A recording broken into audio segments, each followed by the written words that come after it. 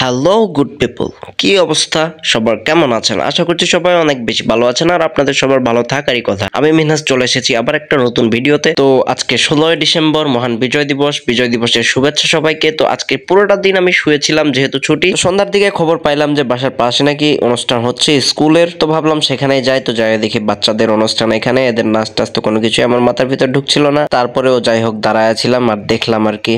ভালো লাগছিল, ভালো তো লাগছিল না, আসলে এটা মিথ্যা বললাম, ভালো লাগছিল না। যাই হোক তারপরে আমি দেখছিলাম ফালতু নাচগুলা। আসলে আমার ভাগ্য মনে হয় অনেকটা খারাপ, তাই ভালো নাচগুলো আমি দেখতে পাইনি। তো এই পরে আইসা ছোট ছোট ক্লাসগুলোর ক্লাস 6, 5, 4 এগুলোর নাচগুলো আমাদের দেখতে হইতেছে। যাই হোক তারপরেও তাদেরকে অনেক ধন্যবাদ।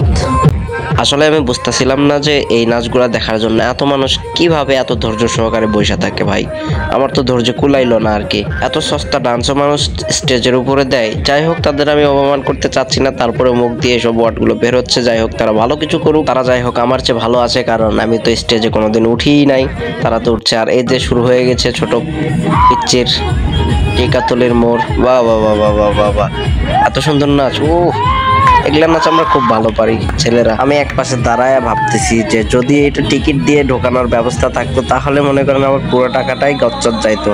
এত সুন্দর নাচ দেখার জন্য টিকিট কেনার মানে এটা আসলে ভাই ভাবা যায় না। যাই হোক এই চিপার মধ্যে দাঁড়ায় তার নাচ দেখছি আমি ছোট ভাইদের মাঝখানে। তো আমার আর ধৈর্য কুলাইলো না, আমি এখন ধীরে ধীরে চলে যাব। তারা নাচুক, তারা আনন্দ করুক, সবাই মজা নিক। বাহ বাহ বাহ বাহ, আমি খুব আনন্দ পাইলাম। এতগুলা মানুষ, তাদেরকে ধন্যবাদ। আসলে বলা যায় এতগুলো মানুষ সবগুলোই খুব ধৈর্যশীল। আপনাদের সবার জন্য শুভকামনা। সবাই ভালো থাকবেন, সুস্থ থাকবেন। দেখা হচ্ছে নতুন কোনো ভিডিওতে।